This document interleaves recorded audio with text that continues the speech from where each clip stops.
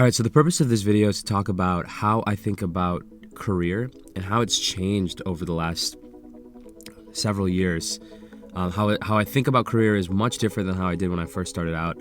And I want to share this because I think I'm going to go on a limb. Most people probably think about their career how I used to think about it, and now I think about it a lot differently. So let's get into this, right? So the goal of my career has stayed the same, both before and after. So the goal of my career has been to make a lot of money doing something that I enjoy doing. For the most part, right? I don't think you're ever going to enjoy whatever you do 100%, but make a lot of money doing something that I enjoy doing for the most part. Take that money and invest it so that I can earn some sort of passive income and just keep doing that. And then ideally, and also, give money back along the way to causes that I believe in, and tip and pay people generously who are also trying to make an honest living. So if there's anybody in your employment, and I know you might be thinking I don't own a company, but even when you hire help, right? If you hire somebody to help fix something around the house, or you go to a restaurant and there's a waiter giving you food, I try to tip all those people generously because they're all trying to make an honest living. It's something this is a lesson I learned from my stepdad. If he would always say, if I'm going to get rich, I'm not going to get rich by being stingy with people who are trying to do an honest day's work. So that's my career, right? So let's recap it. Make a lot of money doing something I enjoy and help the world along the way. So let's get into how I approach this. So how I used to approach this back when I was, 22 years old, I would think about this in this way where I would think about my career in this way of I need to just keep searching and studying, between school and taking classes and conversations and trying different jobs. I need to keep searching until I find this one thing that I'm meant to do. And once I find this one thing that I'm meant to do, I'm just going to go all in on it, and I'm going to study it extremely and work at it extremely and become one of the best in the world at it. And then I'm going to make a lot of money because I have so much expertise. And that's how I'm going to, do that first part of my career, which is make the money and then invest it and help people, So that's how I used to think about it, right? And so now, and I actually think that's a very okay way to think about it. I think there are a lot of people who are incredibly successful, way more successful than I am, who think that way. This is I remember, even for an example, I remember hearing about Djokovic, and I believe it was Djokovic who at a very young age decided that he wanted to be the best tennis player in the world and just dedicated his life to the sport. And yeah, he's obviously very successful in his career. So that's how I used to think about it. But now I've adopted over the years. I'm gonna be 31 in a little while and coming up here soon, and I've changed my mind. I've changed the way I think about it is I'm more of a wanderer now. So I do multiple things, right? There's gonna be many areas of life that I'm interested in, and it's pretty awesome because I can just go around and explore them. And ideally, what the plan should be is to profit from each one. So let's get into this a little bit. And so what do I mean by profit from each career? I mean that over that horizon of that career, you earned more than you spent, right? So if you start a new career, you're going to probably have to spend some money learning some things maybe, and you might be not making that much money at first, and then eventually, hopefully, as you gain skill rapidly, you can earn a lot more and then profit before you leave into the next one. And so this is the idea. This is the idea that I'm toying with is you do many things and you're always working on these meta skills that help with everything. You're always working on your ability to concentrate. You're always working on your ability to connect with people. You're always working on your ability to actively listen and hear what the other person is saying. You're always working on your ability to rapidly uptake new concepts that you haven't been exposed to before. You're always working on your reading comprehension.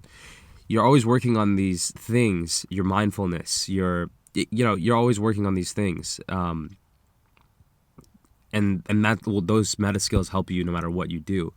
So how it's played out for me now is, so I started off, I was a investment banker, right? I was working at Baird, so I took a loss up front. I was going to, undergrad. I did a 4-year finance degree. and at University of Wisconsin. I was doing 4-year finance degree, University of Wisconsin Madison. That place is awesome. I really enjoyed my time there. So did that, went and like worked at trying to be an investment banker. Started my job, was an investment banking analyst. Earned really well. Made 130K, 120K between salary and comp, and then a 10K signing bonus. And before I started that career, I had the older mindset. I was like, I'm gonna work at Baird for. I remember they had this program called the Baird Scholar program, where you could work for 2 years, then you go get your MBA, and then you come back and work for 2 years. So I was like, that's what I'm gonna do, and then I'm just gonna like stay at Baird, and I'm gonna keep going, and I'm gonna be known at this company by everyone. And I'm from Milwaukee. I already know a lot of the people here, and so that was how I thought about it before. Now looking back at it, how it changed was, so I worked at Baird, made some good money, and then left, right? And so I profited a little bit. I don't really I can't really consider that like a full profit on my own, because my parents helped me a lot with undergrad. Like between all of this schooling I took, I left with like, between code school and undergrad, I had like 13 grand debt. So a lot of people have a lot more than me. So I'm very aware of that.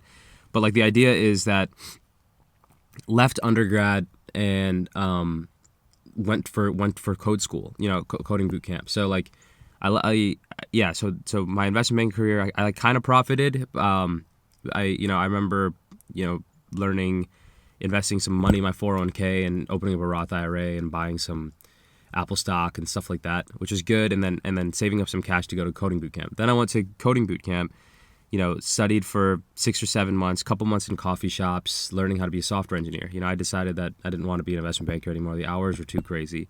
And so again, this is the wanderer at play, like a pivot from how I thought my career was going to go.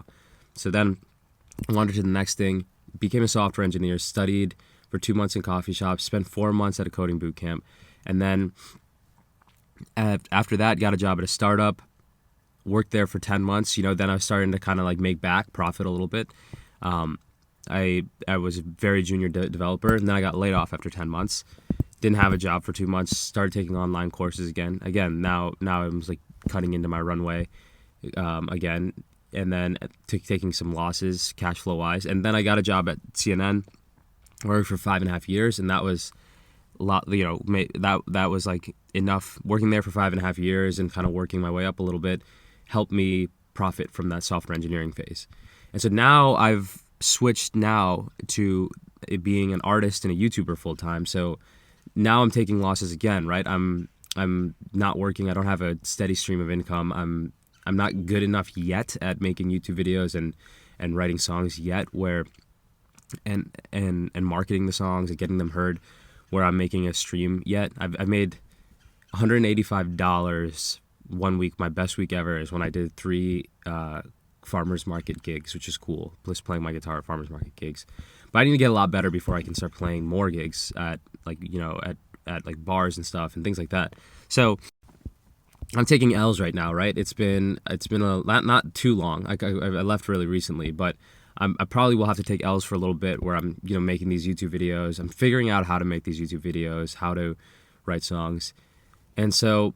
But hopefully, eventually, the plan is to be able to profit. And then the cool thing about this plan is you can always go back. Like I can always go back to a finance job. I can always go back to a software engineering job. I might not be as far along as somebody who stayed with it the whole time, but I've had exposure to other areas. I've worked on my meta skills in other areas, and it's just so fun to challenge yourself. And I'm not talking about dabbling and doing everything for like a month or two and leaving. I'm talking about really like taking a shot at something if you can. And obviously if you don't like it, then you realize it's not for you, you course correct and you maybe try something else. But I think there is something there for like this kind of more wanderer path, where you work at something for a while, like maybe even 5, 6, 7 years, and you just go all in on it for that phase, and you just enjoy being kind of obsessive over something, and you try to profit, and that's like, so that's how I think about it now, the career path of a wanderer. I think it's quite fun. I think, I don't know, I might think about this in a couple of years and think that I was it was a bad idea to wander. But right now I'm actually thinking like I kind of want to keep wandering, keep exploring different options.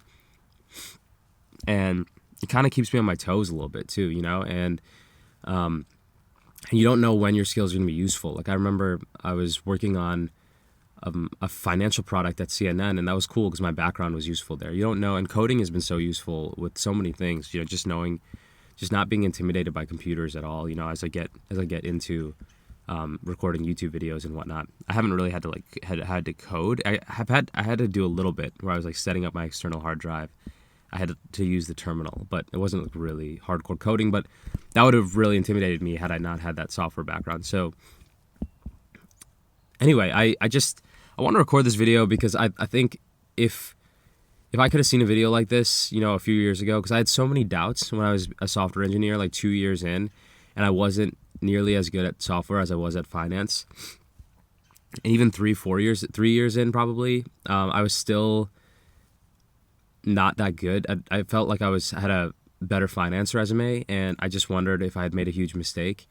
But then, after being a software engineer for, just hacking at software for almost 7 years, and like so 6 years, over 6 years actually working at a company, and then 6 or 7 months studying full time to try to learn web development.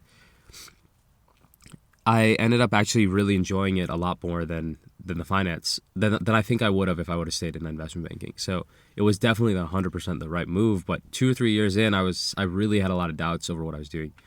So I thought I'd share this perspective. If you like this video, please give me a like and subscribe. I'm very new to YouTube, and it would help me out a lot. And yeah, let me know. How do you think about your career? Do you think about yourself as a wanderer, or like a search until you find that one thing and then go all in? Or are you something totally different that I haven't thought of? Please let me know in the comments. I'm kind of fleshing this concept out, and I thought I'd share it with y'all. All right, I'll see you on the next one. Take care.